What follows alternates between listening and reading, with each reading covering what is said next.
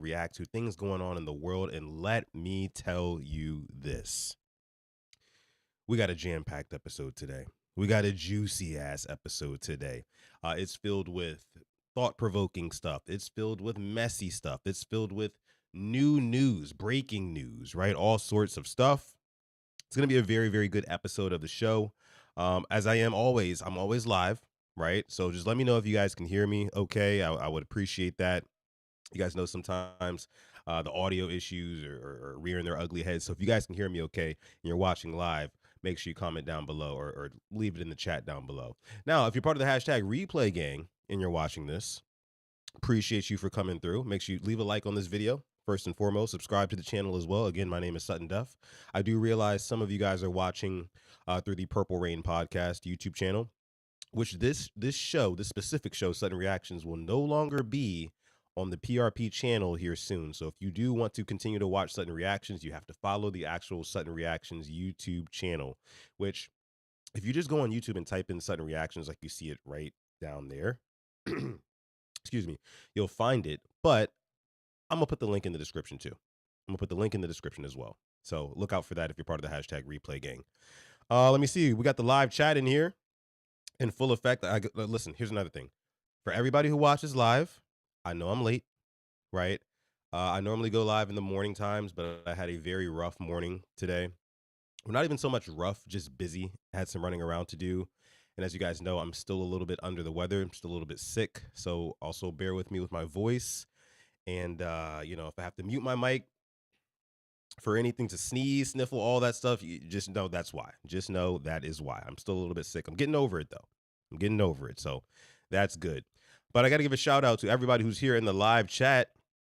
What's going on, y'all? Prod is in here. What's going on, Prod? I just hit you back on Twitter about an hour ago. Appreciate you for reaching out. Shelly, another one of our members. We got 2 members in here already. Says, hi, Sutton. Hope you're feeling better. I'm getting there, Shelly. And thank you so much. Thank you so much. K-Lot, what's going on, K-Lot? I see you. Keto in the building. Void, another one of our members. Shout out to you, Void. Zeke Hokage in the house. That Sutton was good and everyone. What's going on, Zeke? Yeah, like I said, a jam-packed episode today. A jam-packed episode. So I'm gonna just go ahead and say this. Let's get into some reactions, right? Let's get into some juicy stuff, right? And by the way, I want to clear the air on some of the things that I said yesterday on the Purple Rain podcast. And I'm not going to do that right now because I will also be live 2 more times today. Count them, 2 more times today. I'm going to do Quiet Storm Sports pretty much right after this, maybe like an hour after this wraps up. And then, of course, later on, I'll be on Coach Sip to Tally Films channel for the Ravens Roundup, which we do every single Tuesday. But I want to clear the air on something that I said yesterday on PRP. If you haven't checked out that episode, maybe check that out later. But yeah, I'll definitely do that too. So without any further ado, let's go ahead and get into some reactions. Okay. So like I said, a jam-packed episode today on this episode. What is it? 11. Episode 11 of Sutton Reactions. This is going to be a good one. What I want to start with is some news that dropped when I was out running my errands earlier, right? I saw the news that the new Avengers trailer dropped. And let me tell you something. I was spot on in my analysis. Last week when I said that they're going to release these trailers one by one, character by character, kind of letting you know, okay, who exactly is going to be in this movie. Last week, it was Captain America. This week, it is Thor.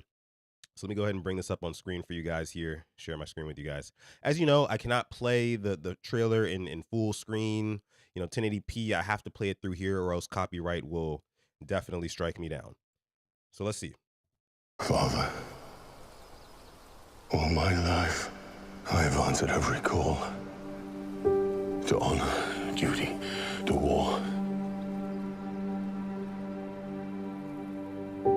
But now fate has given me something I never sought.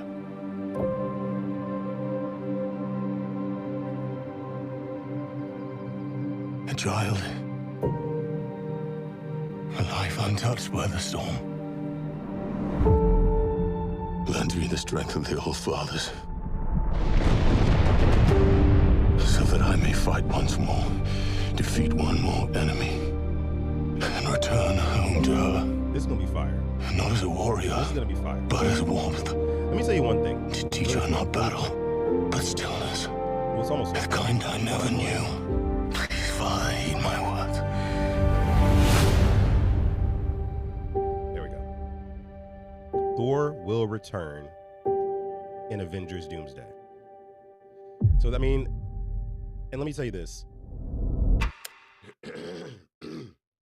I'm not the biggest like comic book stan, right? So like I don't know all the ins and outs of like what's going on in the Marvel universe, even the Marvel Cinematic Universe. Hey Heather, hey Ashley. Appreciate y'all for coming through. But I'll tell you one thing. The fact that Captain America is coming back and would look like a Sky Rizzy commercial last week, go back and watch it. It's actually pretty hilarious. But the fact that Captain America is on his way back and Thor is on his way back. And the thing about Thor that I love about this trailer, look at this. This part right here. Where is it? Where is it? Where is it? This part right in here. Where you see Thor with his daughter. If that doesn't tell you right then and there, this man is going to have all the motivation in the world to absolutely turn the F up in this movie. And I can't wait personally. I think they are slowly but surely setting the stage for one of the most epic superhero films we've seen of all time. And it says here it's going to come out December 18th, 2026. It's actually 2 days before my birthday. That's going to be amazing. Right around Christmas time. I cannot wait. I cannot wait. I wish it didn't have to be that long. I wish maybe it was going to come out during like the summer months or something like that. You know, beginning of summer.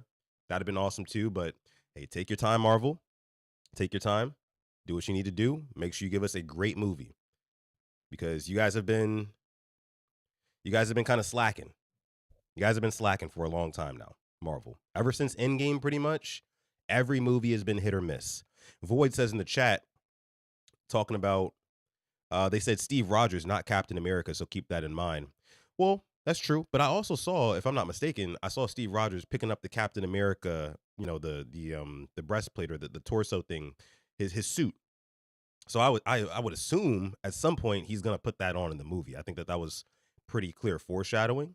You know, I don't know how the what's his name, the new Captain America, you know, the one played by Anthony Mackie. I don't know how he's going to be incorporated into all of this. However, either way, it's dope. Either way, it's dope. And then with this scene in the trailer, where he's like preaching to the heavens. I never knew. Please, Father, heed my words. It's giving like Game of Thrones. Like the writing, it feels like the stakes are going to be very, very high in this movie.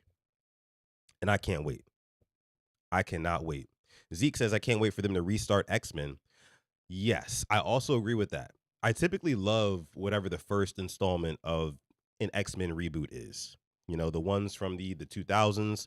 Love that one. I loved X-Men First Class. What was the last one? The only I really never got into the Logan movies. Might be a little bit of a hot take there. I think I watched like half of the first one. Thought it was good, you know, but I don't know. I just it wasn't really for me. I kind of stopped watching it. The Deadpool versus Wolverine movie, that one was good, not great. I think it was more so for show than like storytelling or anything like that. But the point is, Marvel movies have been kind of hit or miss for the last half decade. And I think that they're really, really trying to get back in the good graces and recreate this kind of monocultural moment where literally everybody has to go see this movie. Everyone has to go see it. I think that's exactly what they're creating here. It's literally the perfect storm. Do you guys remember back in, what was it? I think 2012. I think it was back in 2012. The first Avengers movie came out. And I remember when that movie came out, it was literally like you could not get a ticket for that movie for days. Like it was one of those. I have not been to a movie theater in the past 10 years where I couldn't just walk right up to the box office and buy a ticket right there on the spot for any movie. I can't really remember any movie that I've wanted to go see being sold out. I remember me and my family went to go see Avengers in 2012. We just drove up to the movie theater, right? Thinking it was sweet. We got up there. They're like, oh, yeah, no. The tickets are sold out for the next 48 hours. Try again in 2 days to come see this movie. And we went on like a Wednesday. Again, it created a monocultural moment, basically meaning where everybody comes together. No matter what your main interests are, if you're not really that into Marvel comics, or you're not really that into superhero movies, not even really that into action movies, but no, you have to go see this movie because you know it's just that big of a moment, and somebody close to you is probably going to drag you to the movie theater to go see it with them. That's the type of moment that it feels like they're going to create with this Avengers Doomsday. And just you wait until they drop that trailer for Robert Downey Jr. I'm telling you, it'll probably be the last one that they do. I don't know how many more characters they're going to kind of tease in this one, but I'm telling you, when that one drops, that's going to be the one. That is going to be the one. That first Avengers movie was elite. Absolutely. Absolutely, man. Let me see. Shelly says, true, Sutton. Also, you noticed that Steve Rogers had a baby too in his teaser. So it's saying stakes are higher this go around. They all got something personal to live and die for. Shelly, you just hit the nail on the head. And I forgot about that one in the first trailer where he had the baby. That's totally true. But yeah, I mean, it's just wow. I can't wait because it has felt like the stakes haven't been that high in a lot of these Marvel movies. Like I remember I went to go see the last Ant-Man movie. I think it was Ant-Man Quantumania. And when I tell you, it wasn't a terrible movie, but I think I can safely say it was about as mediocre gets. And the reason why is because I never really felt fear in that movie. I never really felt like, okay, well, I never really felt like compelled for the protagonist to succeed, or I never really felt like the antagonist was as sinister or as threatening as they might have should have been. You know what I mean? It was like one of those things where I just really couldn't get into it because I just didn't care. They didn't make me care enough. But here in this movie, even with these trailers, they're already pulling at the heartstrings. You putting kids? We got kids involved now. This is gonna be amazing. Gonna be amazing. I can't wait. So my guy Coach, what's going on, Coach? Sip 2 Tally Films in the house. Like I said, I'll be live with him and the guys later on today. Asmodeus to you. He's in the chat. What's going on, Asmodeus? Says I'm not a fan of Marvel movies recently. Yeah, like I was just saying, man, about the last half decade has been mid, pretty much straight mid. Again, I did like Captain America: Brave New World. So if you have not seen that movie, check it out. Just my personal opinion. I thought that movie was fire. Okay. Let me see. Shelly giving a shout out to Coach. Coach was on the vault today. Says, Coach, you did great on the vault. So happy to see you on there again. Shout out to Coach, man. He's all over in these YouTube streets in the Ravens community. Truly a pillar. Truly one of our pillars here in the Ravens community. And shout out to the entire Rain gang watching from the Ravens community as well. I'm mainly a Baltimore Ravens podcaster, in case you didn't know. In case you're just finding out about this show and you don't think I talk about sports, I talk about sports pretty much every day. So if that sounds good to you, make sure you subscribe to the Purple Rain podcast YouTube channel. And then all of our guys in the YouTube community. Coach, Sip 2 Tally Films, Engraven Videos, Charm City Sideline, Lunch Break Hot Take, Flock Rundown, Deep Cover Podcast. Who am I missing? There's so many. And I know I'm missing a couple. The WonderCon Show. Shout out to Nitro. I like to go through them all. But I love all those guys. Love them. Okay. But that was the Avengers trailer. Just wanted to talk about that, kind of get our beaks wet on this episode, right? Because we're going to get into some really good stuff in this one. Next, I want to talk about Stefon Diggs yet. We're not going to get messy just yet. Not yet. I want to talk about this Dwight Howard tweet. Did you guys see this? Did you guys see this tweet from Dwight Howard where he says he wants President Trump to make 1 year of military service mandatory for everyone. Here's what it says verbatim. Dwight Howard tweeted from his X account. He said, "Random, but I honestly feel like the president should make 1 year of service mandatory for everyone born in America. A lot of other countries do it, and I think it would help with discipline and structure. I'm curious what y'all would think. Do you think it would help America or nah?" And I want you guys' takes, and I want you guys' opinion on this. Somebody in the comments said, "I'll serve crack before I serve this country." That is hilarious. That is hilarious. But no, I want you guys' takes. I want you guys' opinion on this. Because when I first saw it, I was thinking to myself, like, I mean, it really doesn't sound like a bad idea. It really doesn't sound like a bad idea, if I'm being honest with you. From the standpoint of, or from the argument of, you know, if kids grew up, went to high school, and as soon as you're done with high school, it's just mandatory. It's mandated that you just got to do 1 year of military service. Knowing what military training, right, does to you, I think it could honestly do a lot of good for a lot of these kids. Because what happens with a lot of kids is they leave high school and they are lost. There is no structure after high school, especially nowadays, where going to college just isn't the end all be all for a lot of kids. It used to be like, yeah, after high school, you're gonna go to college. Like most parents would push college on their kids, and if they didn't, they'd push some sort of trade, something like that. But mainly the thing was college or military. But some kids are indecisive. I know I was. I ended up going to college, but I was very indecisive for a while as I was getting ready to graduate high school. And I just think that since a lot of kids feel that way, a lot of kids don't know what they want to do in life.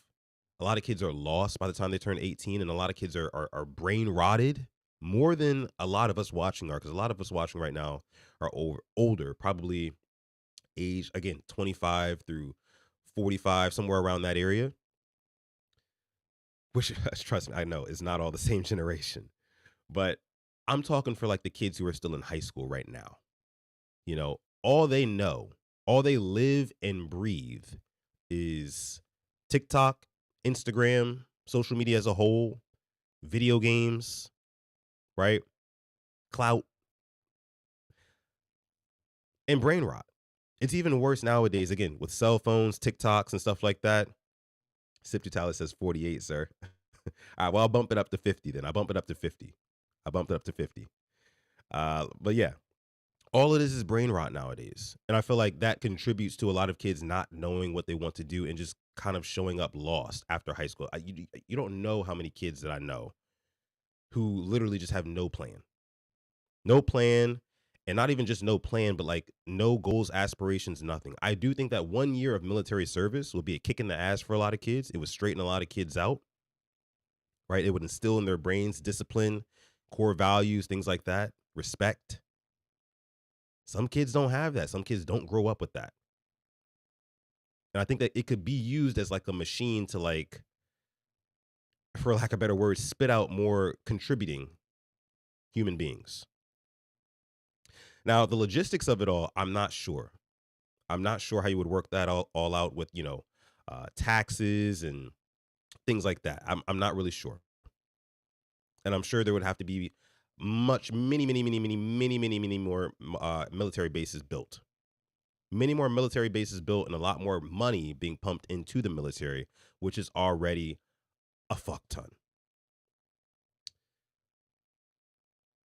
And the other problem that I kind of have with it, while I'm saying that it would be like a net positive idea, I think that just like most other mandatory things in this country that you just have to do, like taxes, for example, wildly rich people would find a way around it. They'd be able to buy their way out of it. That would be my only other concern, is that this sort of mandate would only affect the middle and lower class, which I think will be bullshit.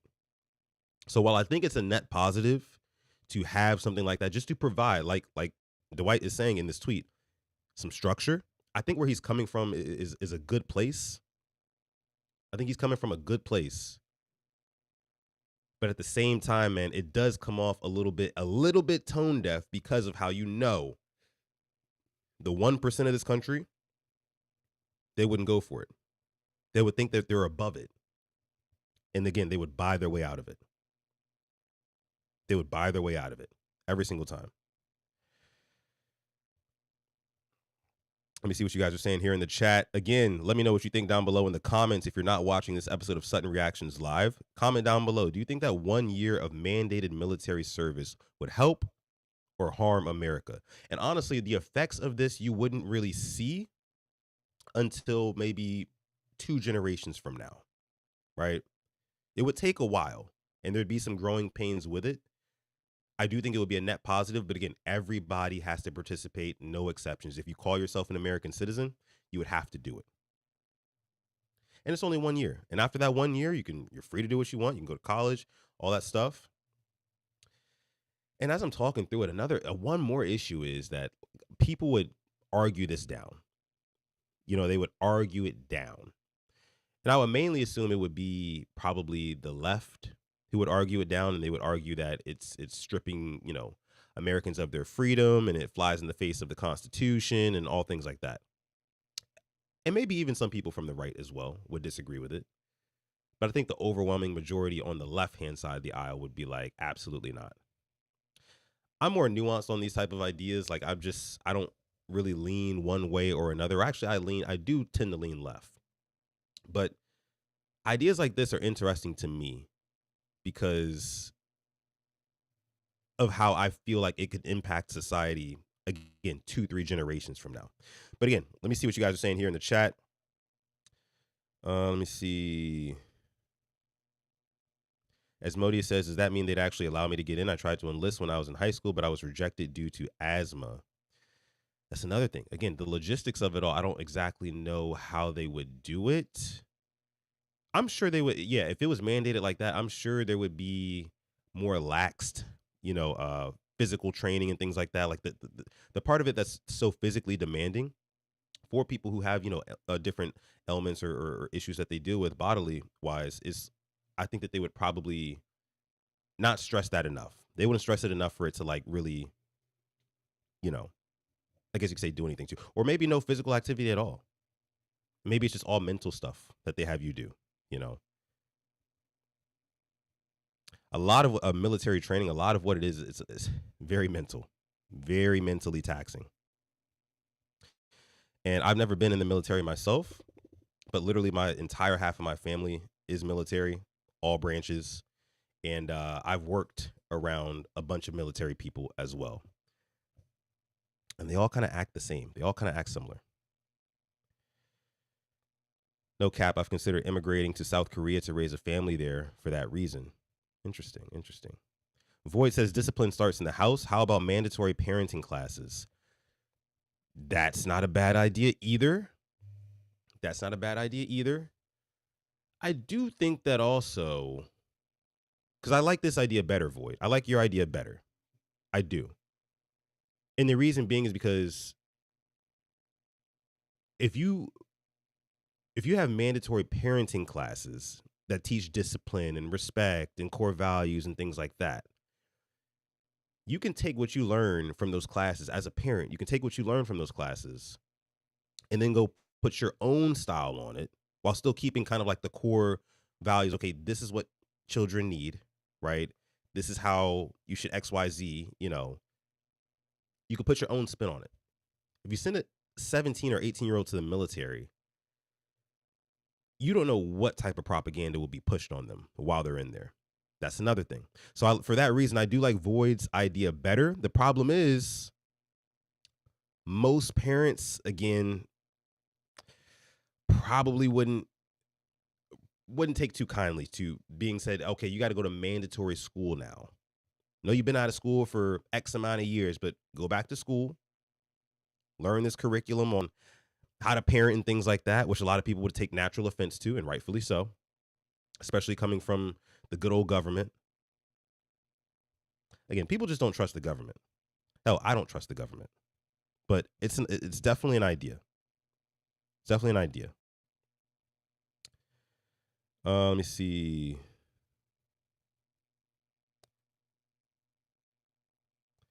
Kogan says, knowing Taco Trump, he would instill a way for kids with the means to buy their way out.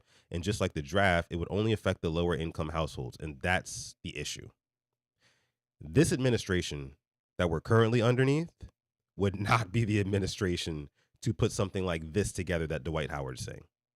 It is not the one. It's not the one at all. So I agree. I agree. What else we got? Oh, we got Asmodeus in the chat, says, open up the lines. I'd like to discuss this in detail. You know what? I don't have the lines open in this studio, man. I don't have the lines open in this studio. However, I should go ahead and make a separate studio for Sutton Reactions where you guys can call in and give your opinions in real time. That would be dope. You might just give me an idea, Asmodeus. I can't do it right now, brother. I can't do it right now. But no, I would love to chop it up with you about that. So maybe next week I'll look into, new year. We're going to be taking off with the Sudden Reactions thing. It's going to get so much better, guys. I know it's kind of like very basic right now, but this is something that I definitely want to get into. I definitely want to get into opening up the lines and we can talk live. Thank you so much, Asmodeus, for your super chat donation, brother. I appreciate you as always, as always. It's all about money at the end of the day. Absolutely. Shelly Shell says someone replied to his comment saying more people need to work in retail or customer service center jobs. That would teach empathy more. That could be impactful. Dwight dismissed it, which I also do concur with. However, I think that the problem with working retail, because I've worked in retail, I've worked in food service and things like that. Yeah, it can teach you empathy, but a lot of those jobs are really just like soul sucking. And if anything, a lot of the customers aren't empathetic to the workers. I think that might have a little bit of a reverse effect. It might end up making people more jaded, So I don't know about that one. I don't know if I agree. I feel like there might be a better way. Customer service center job. People treat customer service reps like trash, man. They do. Not even for good reason either. Not even for good reason. Like I used to work at a Best Buy, and I was a sales consultant or whatever, and people would come in. Some people would come in and literally like not even want to talk to me, interact with me, anything like that. They would just like shove a phone or a advertisement that they saw in my face and say, take me to this or go get this from you. You know what I mean? Like just not even treating me like a real human being some days. And some of those days I was having really bad days and people would come in and treat me like that. And I knew it wasn't necessarily for like a greater cause or anything like that. It shit just hurt sometimes. Quite frankly. So I don't know. I don't know about that one. Taurus, what's going on, Taurus? Says, Sutton, what you mean the other day when you said Lamar needs to take note? I'm going to talk about that later on Quiet Storm. Let me see. Void says, I guarantee you if they instill this, nearly everyone arguing against it would have spontaneous mental health issues. Now, that's something right there, because they would probably have some sort of loophole to where if you're mentally ill, you don't have to do it, things like that. So yeah, you're probably right. How many young adults would randomly get pregnant just to get out of this 1 year? Oof. You speaking now. Not a terrible idea, but many people try their hardest to avoid it. Random mental health issues, pregnancy just to escape, going AWOL, fleeing the country, etc. Fleeing would cause more issues. That's true. That's why I say retail workers become the Grinch. I hate Christmas for that reason. Oh my gosh. Can you imagine Black Fridays working at a Best Buy? It is crazy what people will do for a 75-inch TV. Right? Or I was actually working there. It wasn't too long ago. It was when did the PS5 drop? What year was that? Because I was there. I was there during that time. And when I tell you, man, people would come in and be like, "I need a PS5," and I'd be like, "We don't have it," and they'd basically tell me like, "Fuck you" to my face. You know what I'm saying? Like just crazy stuff. Crazy stuff. But I'm not jaded though. I still have empathy. Parents raised me right. Parents raised me right. So I responded to you on Twitter. Sutton says prod. All right, I'll get to that after this show. Appreciate you, brother. Coach says, imagine Walmart on Black Friday. That was me. Yeah, man. Yeah. It's crazy. Tori says, I hated retail. Hated it. Hated it, man. Now, this I really love. Daryl says, and shout out to Daryl, says, bring trades back into the schools. I totally agree with that. I think that that's kind of like, honestly, the happy medium between what Dwight Howard is saying here and everything else that we talked about. If you put the trades back in the schools and you give these kids, each kid, a skill, a profitable skill that can never be taken away from them, you know, like electrical instruction, HVAC, plumbing, carpentry. I actually went to high school for carpentry. Fun fact, I know carpentry because my high school had trades, had a whole trade program. And for 3.5 years, I learned carpentry underneath a master carpenter. That's important. That is super important. So I agree with you, Daryl. Totally agree. Torres says plumber here. Hey, yes, sir. Working with them hands. That's what I'm talking about, man. That's what I'm talking about.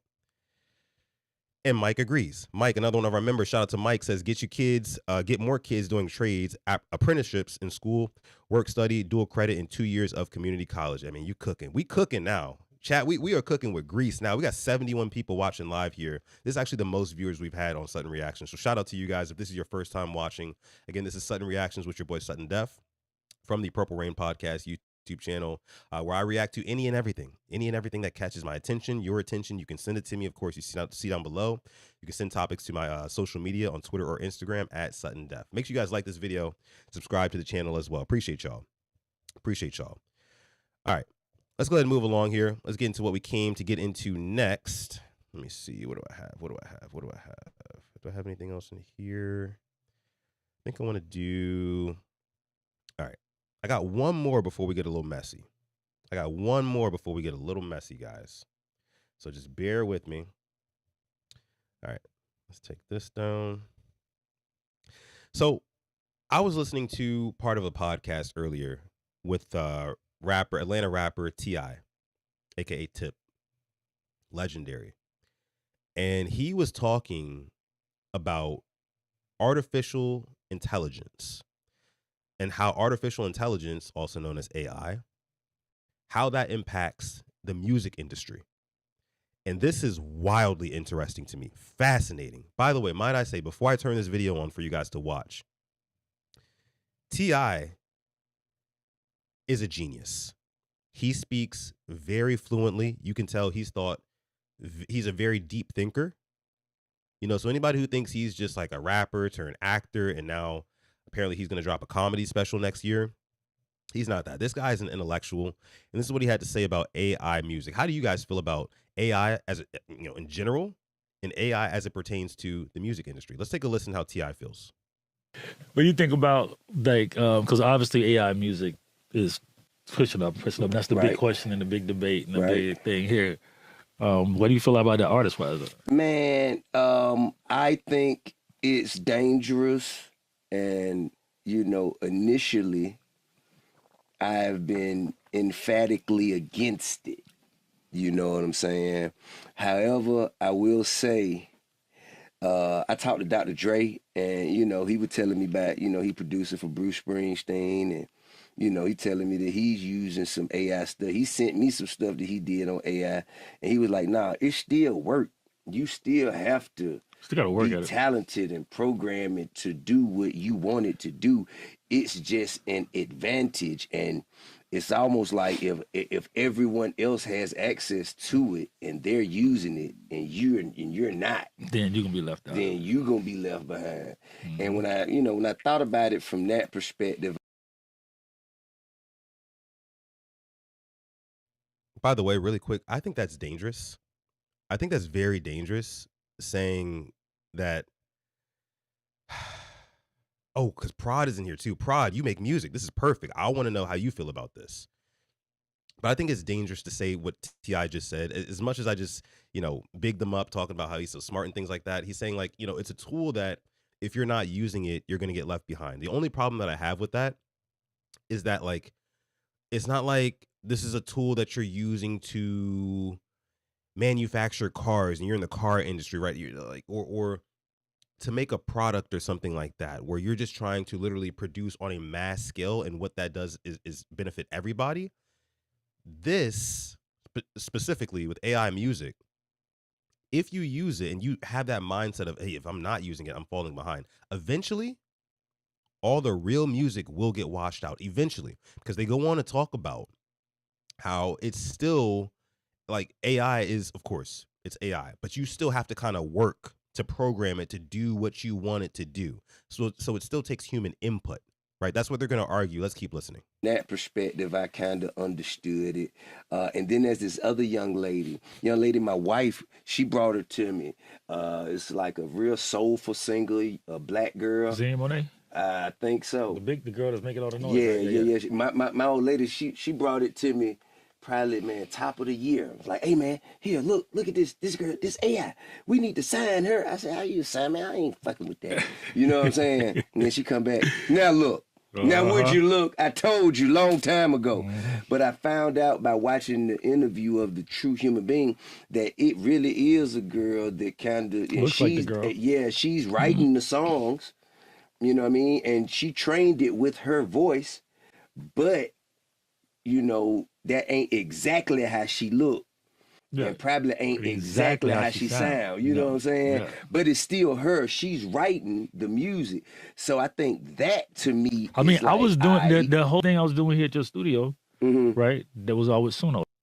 See? Again, that's dangerous. Saying like, oh yeah, I mean the AI artist is dope, but the thing about it is like the human is still writing the music. The human is still inputting his voice to tell the AI and train the AI what to do and how to sound.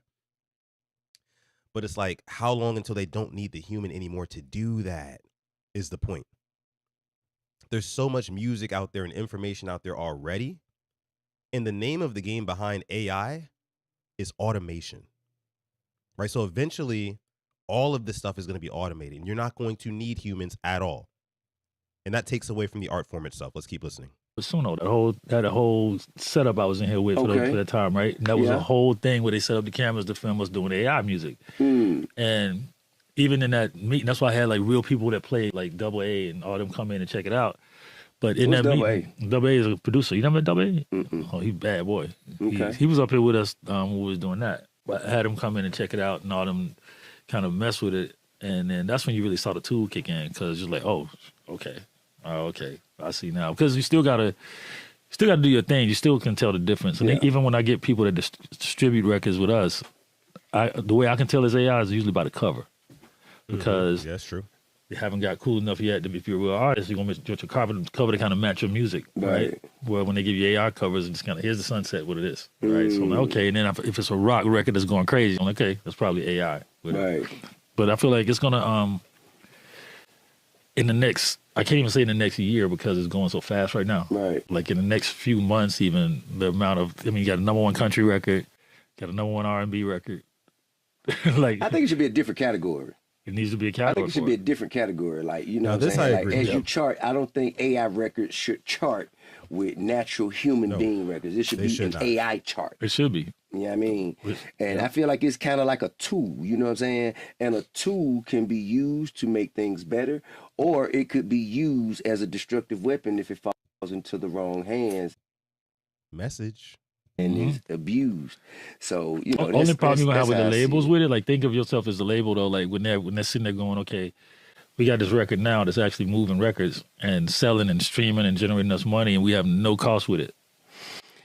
I mean, man, then do you know what that does? That takes away the opportunity for a true human being to actually live out their dreams. Well, it does. Bingo. But this is my point, T.I. this is exactly where we're going. So as much as you guys are talking about, oh, how useful it is in the music industry, that's because you guys have had to sit down and do this stuff with your bare hands and thoughts for so many years. So being able to just click a button and all of it just pop out for you on the surface is like, oh shit, where has this been the last 30 years that I've been making music? But again, it's a very, very slippery slope, because at some point, you're not going to need real artists at all. You're gonna lose all of that pure pain, expression, and emotion that comes with singing and songwriting, because everything is just going to be being pulled from the archives and then fed through AI, like lyrics pulled through the archives from years of music being produced, and then ran through an AI machine, and then spit out with an AI generated voice that mixes the voice of Michael Jackson and Aretha Franklin and Luther Vandross, or take it, to today, Janelle Monáe, or who are some other ones, Ari Lennox, all the good singers, Adele, and put all those voices together to make the perfect voice. That's dangerous. Eventually, you're not going to need real artists anymore. You're not going to need it. Because if you can deal with products rather than people, products don't talk back. That's right. You know what I'm saying? But at the same time, it's going to take away from a true human being's opportunity. So, Well, back to what you were saying, 1 second on this, is that, like, for instance, right, I had a girl, a person would take pictures of my clothing company T-shirts, right? Mm-hmm. So she come back and said, okay, that's going to be, $75 a shirt or whatever. All right, cool, whatever. Well, when I get them back, all 13, 15 shirts are wrong. I'm like, damn, these are wrong. These are the colors off. What's this color coming up? What's this thing? Send them back again. Something else off. Say, all right. Well, that actually forced me to be like, why am I even doing that? Let me go to the AI generator in Kirk or whatever, and let me just generate my own shirt with my own character on it, and boom, call it a day. Yeah. Boom, did that, came out perfect, cool. Now, the problem is that's what she should have did. What, you talking about The editor I hired? Yes. It's easy to say that now. You know what I mean? Like, you can say, oh yeah, the human should be utilizing the AI to provide services. Easy to say that now. But eventually, all of it's going to be automated to the point where you don't even have to talk to a real person in order to produce the product that you want to produce, that you want to sell. And then subsequently, that product that you want to sell is going to get automated itself. So everybody's job is going to get took. Everybody's going to lose money. I think I saw Shelly, again, one of our members, say in the chat, she said that she works in the healthcare industry, and it's already popping up everywhere.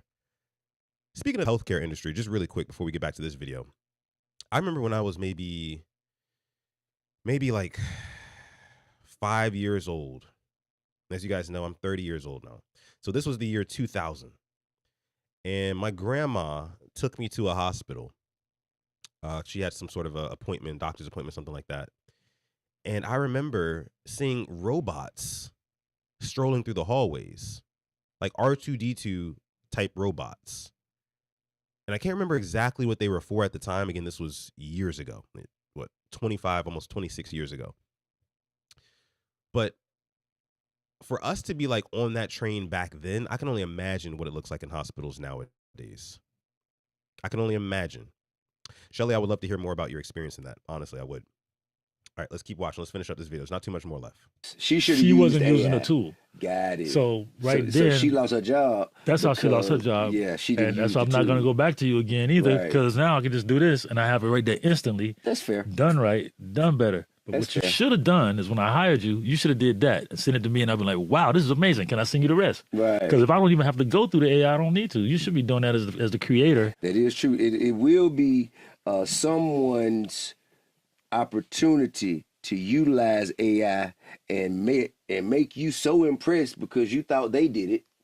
You know what I'm saying? But if they don't do it and you have to stumble onto it just out of their failure, then I guess the inevitable is bound to happen. That's how, that's where the job threat come in at. I think AI should be kind of used for occupations where there is zero margin for error. like heart 100%. surgeons, 100%. pilots. 100%. You know what I'm saying? I think. Yeah, so I agree with what T.I. is saying here. Maybe we should only use AI for occupations where, like he said, there's literally no margin for error. So like a heart surgeon or a pilot. I agree with that to an extent, because even those systems and situations and jobs are very nuanced, right? And you can train AI to be more nuanced, but nothing is more nuanced than the human brain. You know, and responding to situations in real time is a very, very important function of our brains. AI, I think, is just going to be literally spitting out data to you based off of things that have happened before, and not really taking account for everything that may be going on in the actual real life situation, again, in real time. So I'm fine with using AI. I know many pilots nowadays, autopilot is basically AI, right? On airplanes. But they still have guys in the cockpit and women in the cockpit who can fly that plane if need be. One of those things. And when it comes to like heart surgery, I don't know if I want AI doing my heart surgery. I just don't. I'd rather have a human being who cares and who knows what the stakes are.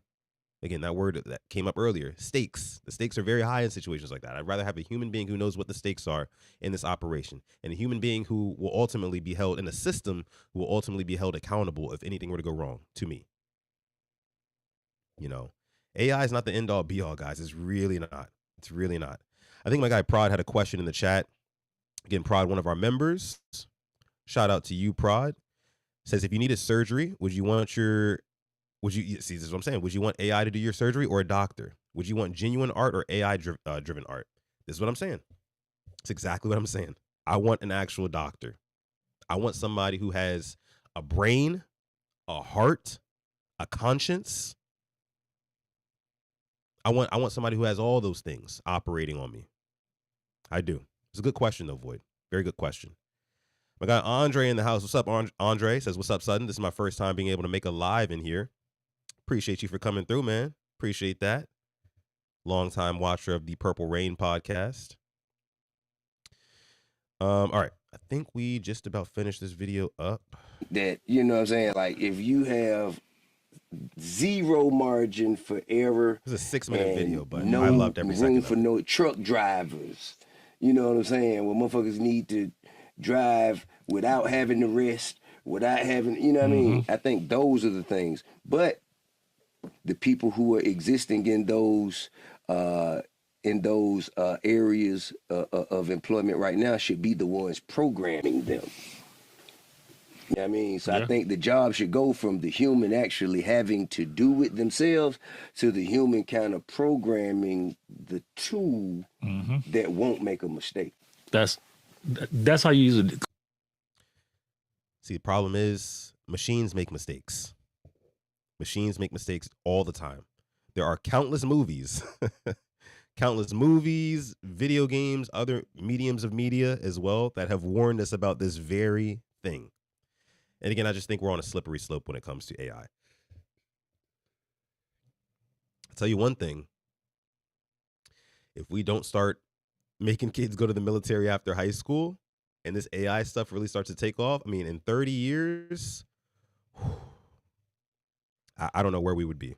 No idea. No earthly idea. Honestly. Let me see what else y'all are saying here. The Terminator, iRobot, etc. Agreed. Machines can be hacked and they can also crash. That's for sure. People make mistakes. You're right. But I'd rather have a person make a mistake than an extension of a person, a fake extension of a person make a mistake. If that makes sense to Bull, you know, because if people make mistakes, what do you think the machines that people made are going to do? They're going to fuck up even worse. Just being honest with you. Okay. So that was that. Again, I know that was a pretty lengthy video, but I loved every second of it. I loved every second of it. Very insightful. Again, shout out to T.I. I'm not exactly sure who the other gentleman was, but they smoked that. They smoked that. Okay. I think it's time to get messy. Time a get a little bit messy, guys. Okay. I got a couple things I want to bring up. Came to my attention. This first thing is actually pertaining to Cardi B and how she's been under fire recently by her fan base, basically for perpetuating the stereotype of meeting less than desirable men and starting families with them. And you guys know the man I'm talking about. He's in the news today, and we're going to cover that too in a second. It's Stefon Diggs. Now, the original story was that Stefon Diggs did not spend Christmas with Cardi B and the kid that him and Cardi B just made. Instead, he spent Christmas with his other baby mamas and their kids. And Cardi B faced a lot of backlash about this when this knowledge became public. A lot of backlash online. And this was her response. Y'all need to calm down. Y'all need to calm down. Is y'all cool? Y'all been dragging me for 3 or 4 days. I can't change. I can't go back in time. You know what I'm saying? I already had a baby. Y'all want me to put my baby back in my... Huh? I don't know. What y'all want me to do? Y'all want me to leave my man and fuck yours? You want me to leave my man and just go and fuck yours? I don't know. What y'all want me to do? What y'all want me to do? Don't be dragging me. It's enough. All right? It's enough. Leave me alone, though. Y'all scare me sometimes. That is Cardi B saying that, hey, look, I already had the baby. Stop cooking me on Twitter and Instagram. Baby's already here. I can't put him back up. My, you know what? So don't cry over spilled milk. But it's like, the problem that people have with it is like, okay, Cardi, but you keep spilling the milk. And while a lot of people do that, spill the milk, and do some of the same things that Cardi does, just of course not on her level, status-wise, financially, all that good stuff.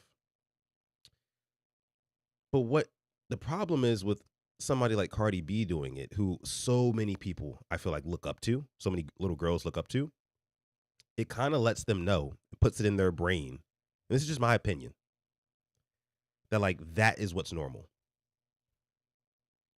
Celebrities set the culture through their influence.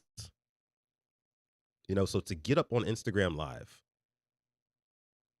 you know, after you just divorced a man for cheating on you, and you get with another man who's cheating on you, and now apparently getting into domestic violence cases, it just, again, it normalizes the whole thing. It normalizes the entire situation. And I hate it. I hate it for little kids around the world, specifically little black girls around the world, where this sort of lifestyle is glorified and, again, normalized. Now, let's talk about one Stefon Diggs, because like I said, he made the news this morning, and it really just kind of furthered what I already confirmed to be true. Let me go ahead and pull this up on screen for you guys, just in case you guys didn't see.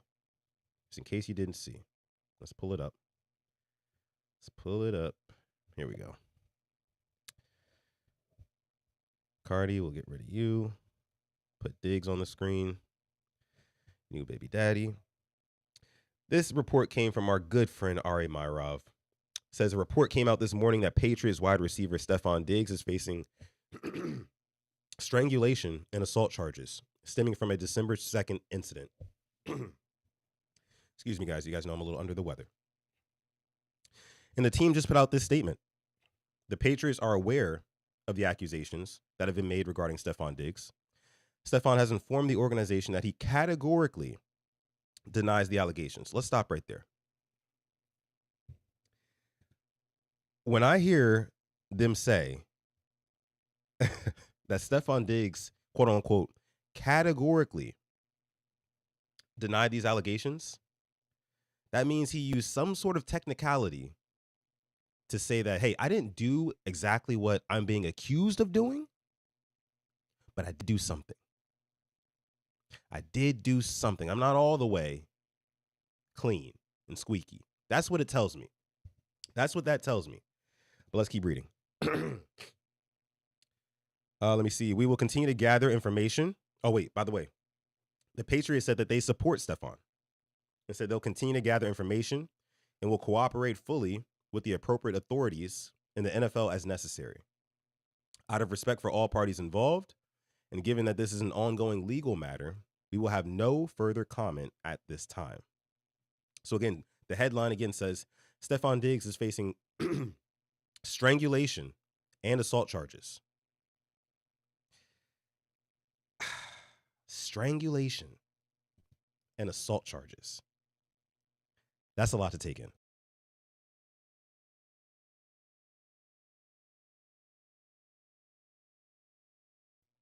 Whole lot to take in. Whole lot to take in. Let me see what you guys are saying here in the chat. Yeah, we're getting messy. We're getting messy. Jokes aside, big yikes. Big yikes. Tor says the Ravens supported Tucker and Ray Rice. LOL. Yeah, I think that's honestly just a formality. You know, in the world of innocent until proven guilty, it's best to kind of, I guess you could say, just stand with your guy or your employee or whatever until further news comes out, and then, you know, after that you cut him or do whatever. Disciplinary action.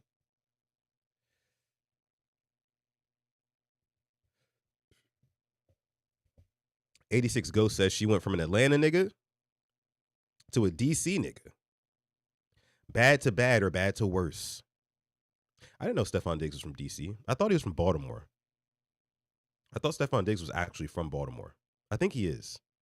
I could be wrong, but I think he's from Baltimore. But yeah, it just kind of says, again, it kind of disseminates this idea, this message to younger people that like toxic love and broken homes are normal. And that's the goal, right?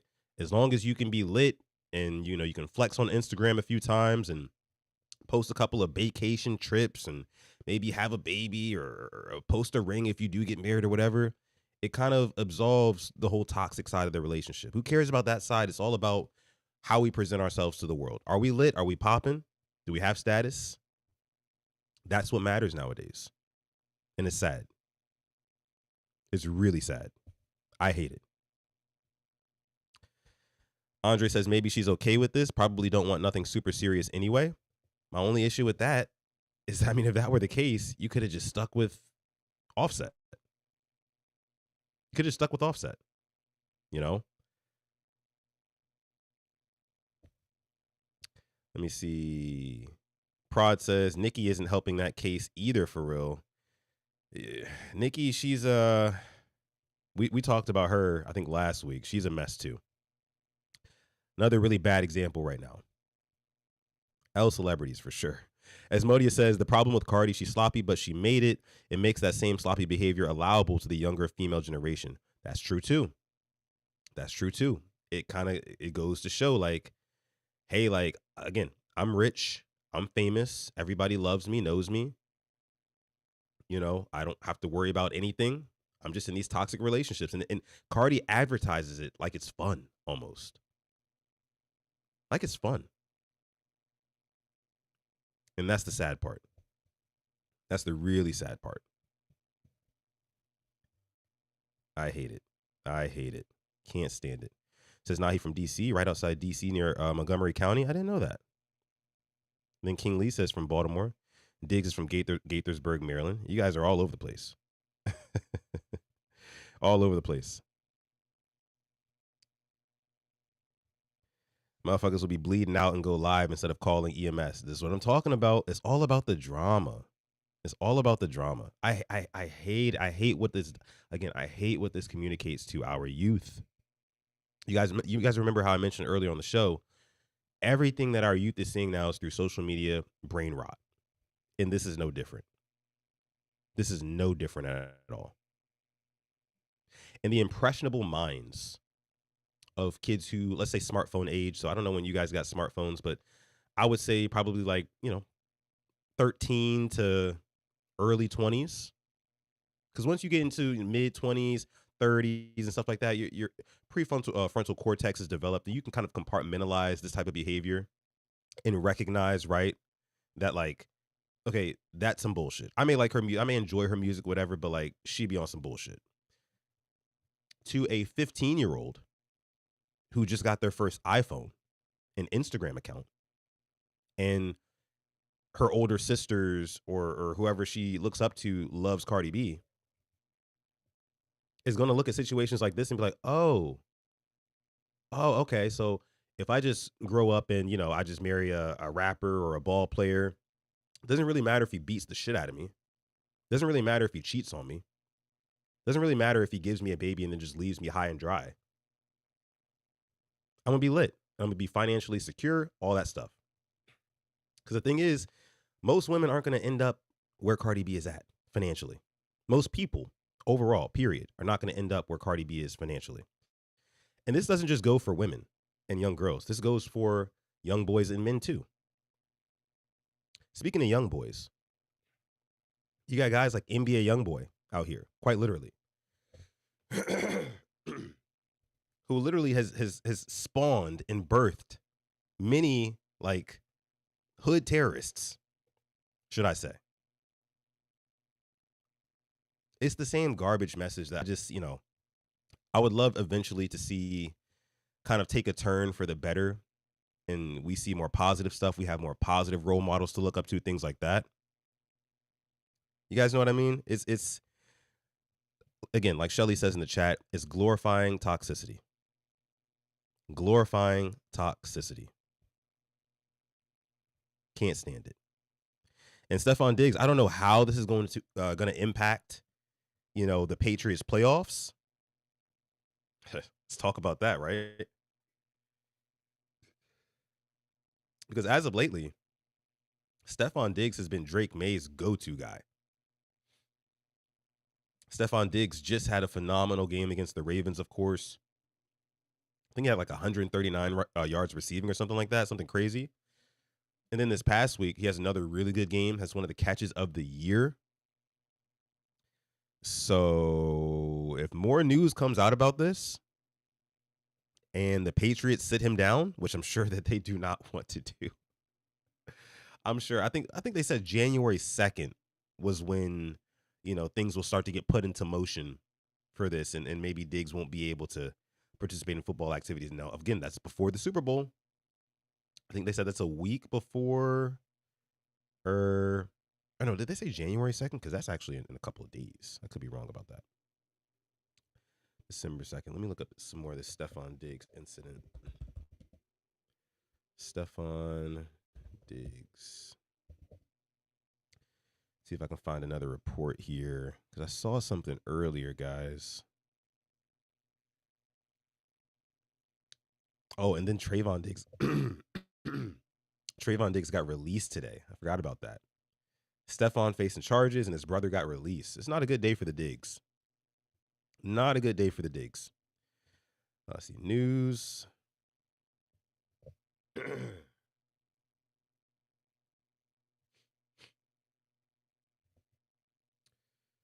Okay, so there's more information here. The incident allegedly happened on December 2nd when the chef confronted Diggs at his Schoolmaster Lane residence.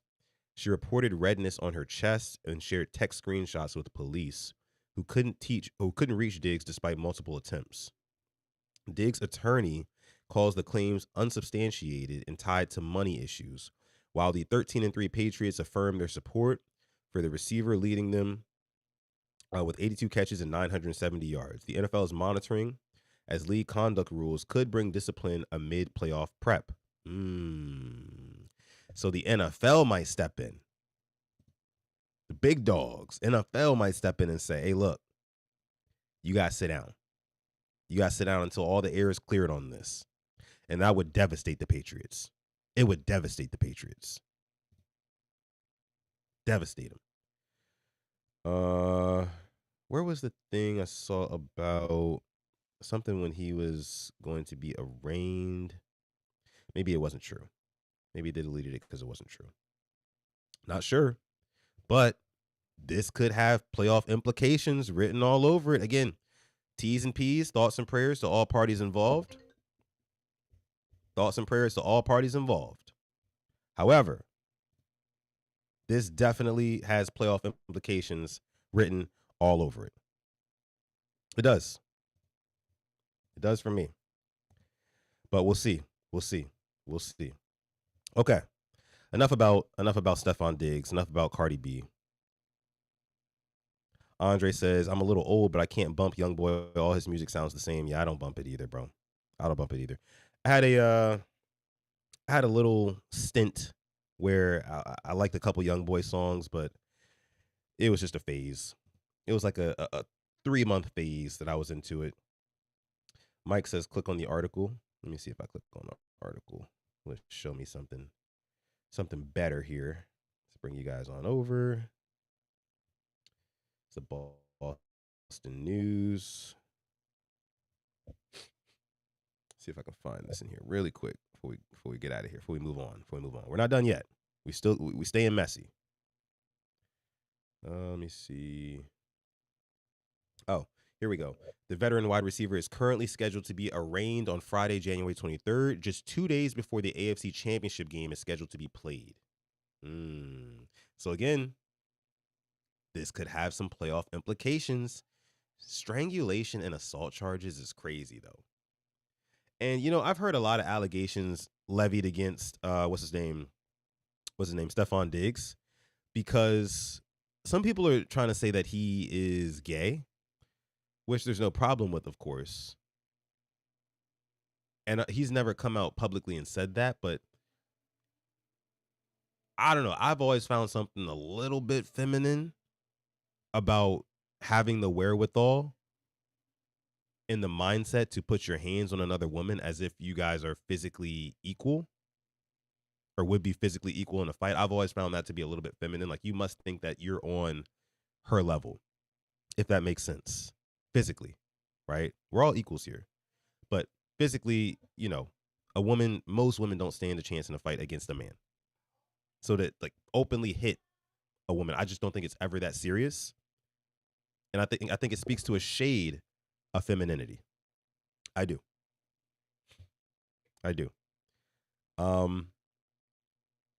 And I know he also sleeps around a lot, which is not another good sign. I mean, I just don't. And this is my personal opinions. I don't think the most masculine guys just mindlessly sleep around with a bunch of women. I don't. Maybe crazy to say, but that it is what it is. Toxic masculinity culture. Nobody should ever be hitting anybody, to be honest. Absolutely right about that. Didn't he record? They record him passing out pink cocaine this offseason. They did. Yep, he was on the boat with those girls. He was passing some shit out. We all forgot about that.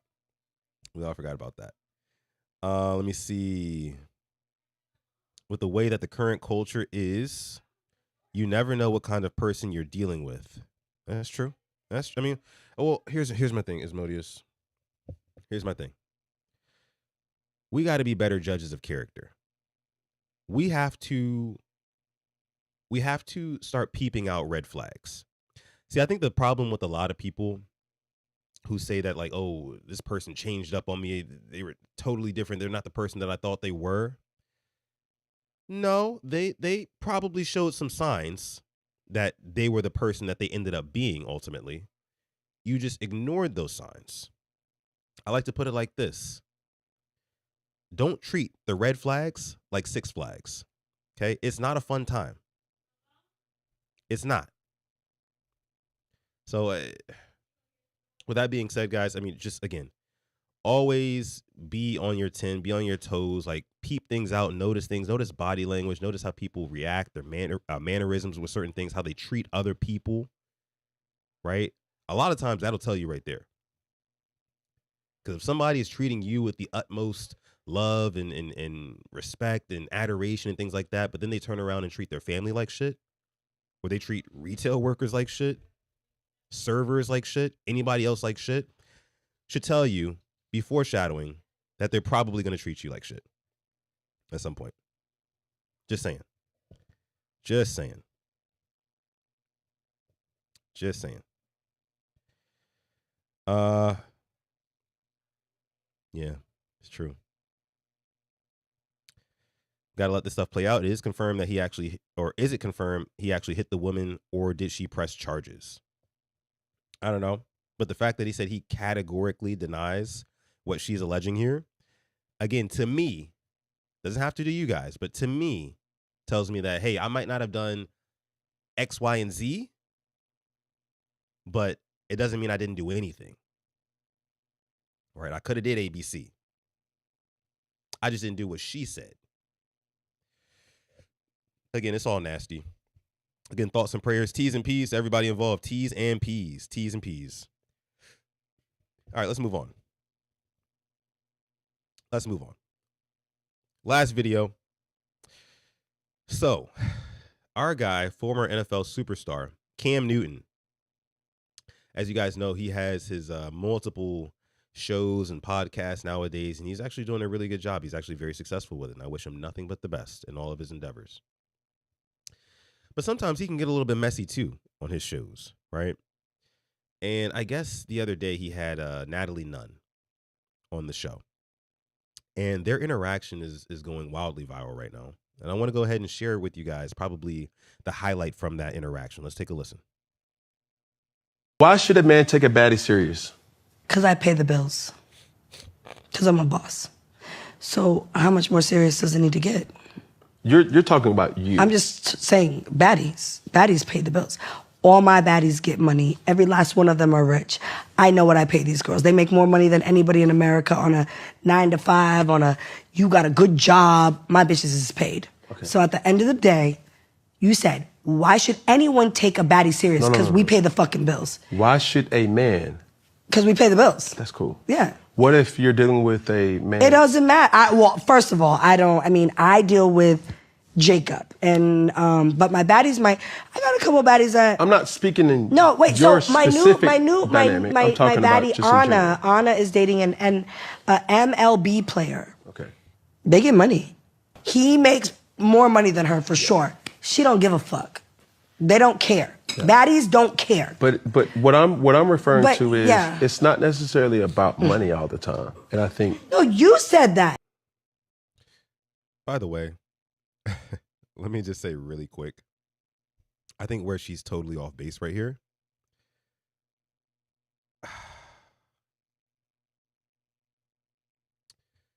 I think where she's totally off base here is like assuming that, because Cam Newton's asking her, like, why would a man take a quote unquote baddie serious? And she's just automatically assuming like money. And she's going to get into why she thinks status is another big part of it as well. But throwing money in the face of a man doesn't do anything. It doesn't. Okay. If anything, not to say that it like offends or anything like that, because it doesn't, but like, it's just like, okay. It's just not much of a feminine quality to brag like that hard about how much money you make above all other things that women can offer. You know, it's just like, to men, it's like, okay. But what else do you bring to the table? Truly, what else do you bring to the table? And that's what she also goes on to talk about. So let's hear it. Oh, you said that. No. You said, what is it that makes a male? No, I will say it again. Okay, say it again. Why should a man take a baddie serious? I just told you. When they make more money and they're the boss. That's cool. She's the boss. And so he makes, what I was trying to refer to is he makes more money, right? Right. But she's the boss. Okay, take money out of it. No, it was money out of it. He definitely makes more money than her. She's still running that shit. Okay, but take which is another red flag. Again, don't treat the red flags like Six Flags. That's the kind of common theme. That's the lesson coming out of this episode. Don't treat the red flags like Six Flags. They are not fun. Okay? Take people for what they are, what they tell you, how they act, what they show you. Okay? So, I mean, and again, she's saying here, like, oh, she's the boss. Like, oh, her husband or her dude makes more money, but she runs that shit. It's like, not really the most attractive quality, right? I thought it was supposed to be a partnership. You know, but again, this is our culture. This is our culture right now. Financials out of it. Okay, so what are the qualities that a baddie may bring to the table?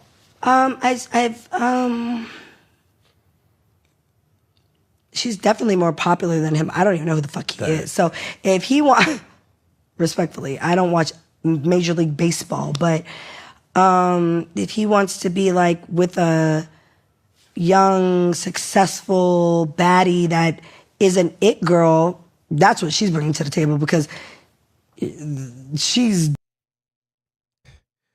Men don't want it girls. Oh, she's definitely her follower, everything. She's more popping. So I don't know, sometimes like I'm a little bit older. I don't really care about social media and followers and all that. But the younger people do. You know that. So maybe she brings more like to the table, like for social media and like popularity or but whatever. You're not answering my question. No, you just... Holy Lord. She's saying maybe she brings more popularity and social media attention. And that's why he should take her seriously. Even if he already makes more money than her, is successful himself. And it's just like, why? No, it's like the exact opposite. She's saying all the exact opposite things of like why a man should take a baddie seriously. This is funny to me. It's really jokes. It's really yes. jokes. What? No, I'm gonna guide you. I don't know. Don't guide me. Oh my God. I'm trying to. Yeah. I'm trying to get to an answer. Like, I don't know. Baddies bring a lot to the table. Can you name something? Great mothers. Okay, talk about it. I put $1 million swimming pool in my go. backyard because my daughter said she wants to swim. She started cooking with good mothers. But she walked right in that kitchen and walked right back out. Because Cam is trying to get you to say any other reason other than the money you have and the amount of followers you have. What makes you a good person? What makes you attractive? What makes you desirable? And she's like, oh, good moms, you know? Good moms. We're good moms. I bought my kid, I spent money, $1 million on a swimming or a trampoline or swimming pool, whatever she said, a swimming pool. I spent $1 million on a swimming pool. That's what makes me a good mom. You know, not teaching good values to your kid, you know, not putting them in that sport or that program or activity that they wanted, not supporting them through X, Y, and Z. And this may be all just a given to her. I don't know this woman personally. But the fact that these are the things she decides to say are why she is so desirable. You bought your kid in $1 million swimming pool. You have 1 million followers on Instagram. And you and all your baddie friends make money. It's like, bravo, cool. But like, are you somebody who I can really build with and connect with? Have a long-term relationship with? I just don't see that. I just don't see that. Swim.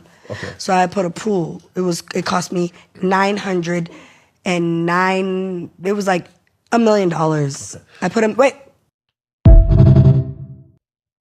So that was that, guys.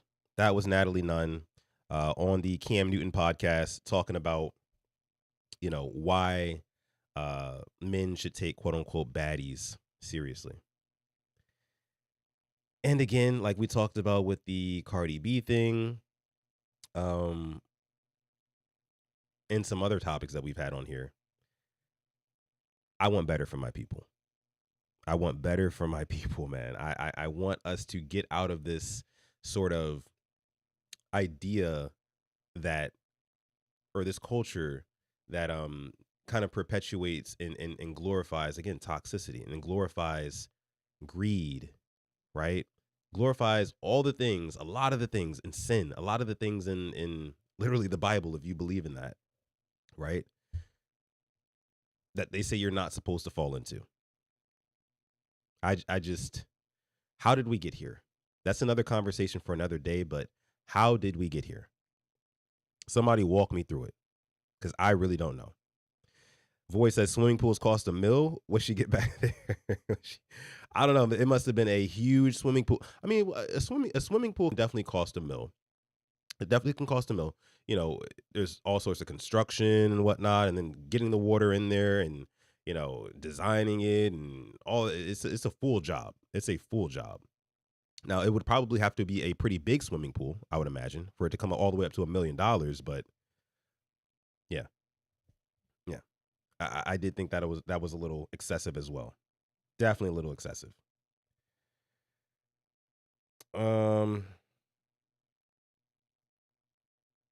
As Modia says, quote, I don't cook, I don't clean, but I got a ring, Cardi B.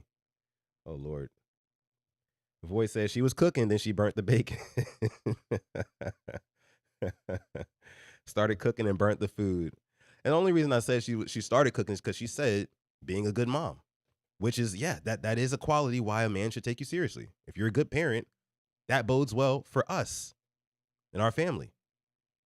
You know, but then she turned right around and said, the way that I'm a good parent, Exhibit A, bought $1 million swimming pool for my kid. That was Exhibit A, right? I could see, like, if she said that, like, maybe, you know, after a couple other things, right? But that was the first thing that came to mind. The first thing. Another super chat donation. This one's coming from Asmodeus. Appreciate you. Says, before you think it's only black culture, it's not. This is the U.S. as a whole nowadays. Bobby experienced it with white culture, and I did with Asian culture. So this really speaks to a multicultural epidemic that's going on right here.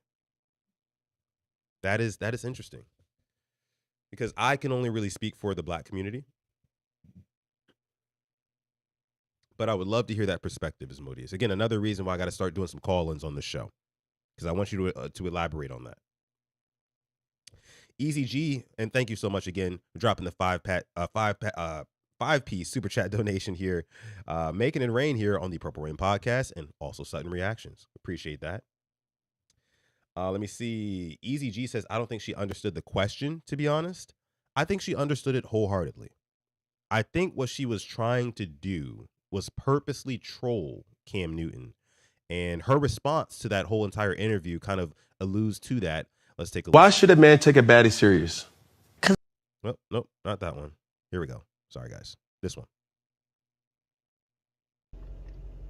Now you're questioning my authority with the sports? Let me play dumb a little bit, but then not play dumb and act like I don't know what I'm talking about with the sports a little bit. So did you fumble the ball, Cam, or did you pass the ball off to him? I'm kind of playing stupid. Like, stop. Google Natalie Nunn, soccer days, USC. Google Ronald Nunn, the #1 corner that played at USC, back-to-back champion, rings.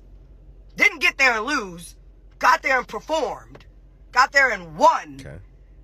Winner, chicken dinner. Won championship games. Defense really wins the games anyways. So you lost, Cam, because that defense of whoever you played against really was the champions. Denver Broncos. Defense wins the games, baby. I'm far from a dummy, Playboy. I'm sitting here like, damn, this man really degrades women, looks down on women, and preys on women. Preys on women. Heavy on praise on women that he thinks that he can manipulate, be sarcastic to, and play in their face. I'm not the one. I'm far from the one. I'm not going to lie.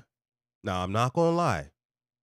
She is not lying when she says that Cam Newton does have a little bit of a history of being a little bit sarcastic, when talking to women, being a little bit, kind of alluding to some of his lifestyle choices that would suggest he manipulates women. You guys remember when he told Dr. Cheyenne Bryant all those months ago, he was saying, like, or was it him or Nick Cannon? I can't quite remember. I don't want to put it in Cam Newton's, he said that if it was Nick Cannon. but I think it was Cam Newton who said it, where he was like, I just want to have more babies, essentially. Like, I don't want to have relations with the mothers. I just want to have these babies. I can afford to take care of them, so that's what I want to do. I think that that's trash. I think that that's creating broken homes, which we do not need any more of those.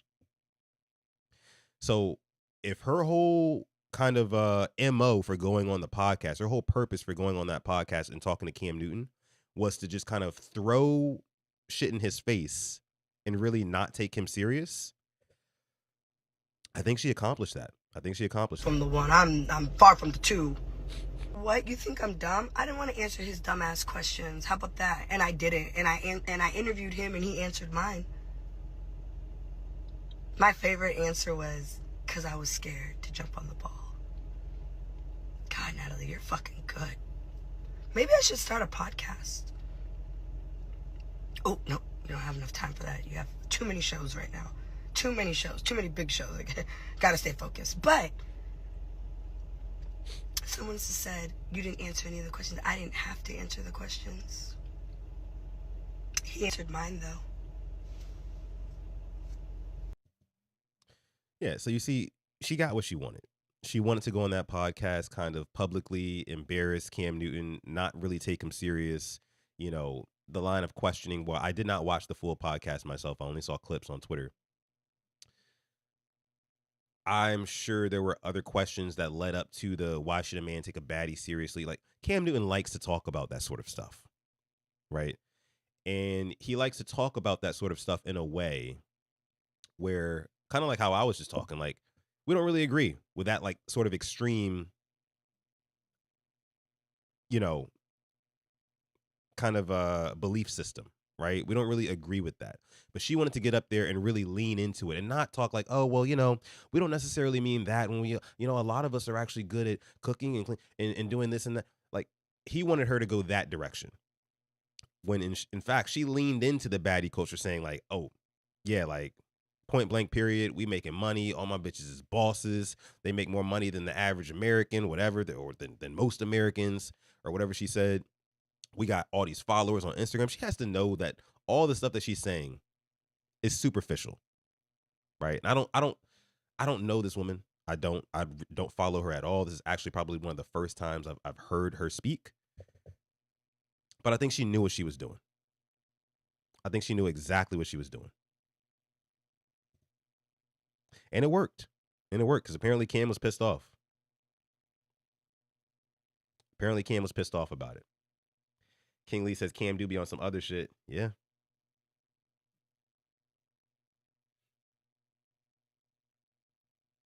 Don't care about nothing but just going through the motions. What coach say? What coach say?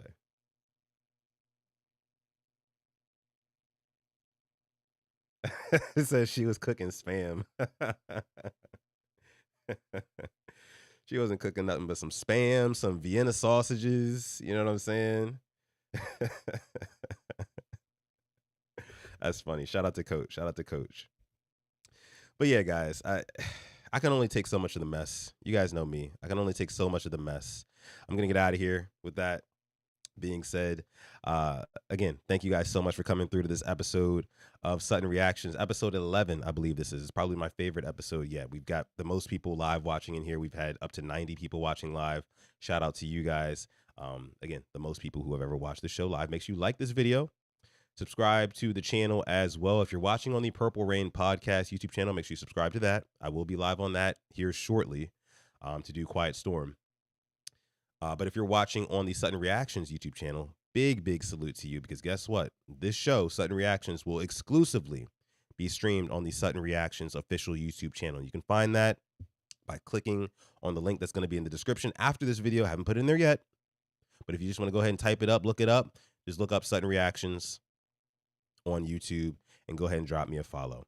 Again, appreciate each and every one of y'all for coming through. We will be back on tomorrow's episode. Again, if you want to send me any topics, any videos, anything like that, send it to me at Sutton Def on Twitter or Instagram. DMs are open on both.